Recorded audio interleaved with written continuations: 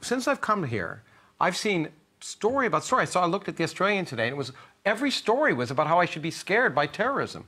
And it seems to me this notion that national security is so threatened by actually very few people having actually been threatened in Australia, that it's scaring people. And I can't help but think, remembering a line of actually Hermann Göring, who said, democracy, dictatorship, doesn't matter. You want to make people do what you want them to do, make them afraid.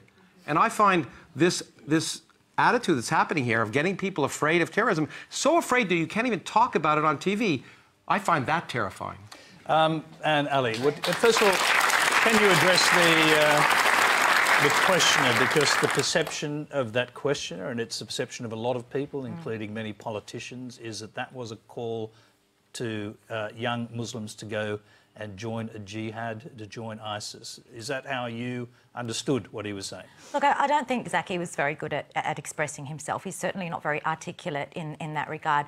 But I think the crux of what he was saying was that, very much so, that the government policies are alienating young people to the point that they are contributing to radicalisation. Now, if I was to respond to Zaki, I would say to him very rationally that, OK, that can't be, that is not the singular point upon which radicalisation occurs. And in fact, to oversimplify radicalisation to one dimension, that it's only about Western intervention, or it's only about government policies, or it's only about this, or it's only about that, is fundamentally flawed. Radicalisation is in fact a very complex issue.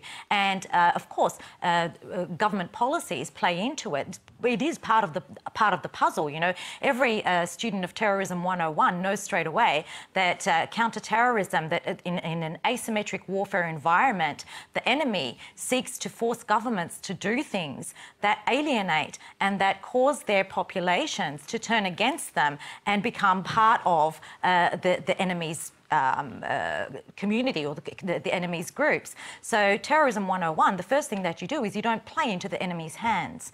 And unfortunately, when issues like national security become so politicised that they do become part of a political agenda, this plays into ISIS' hands.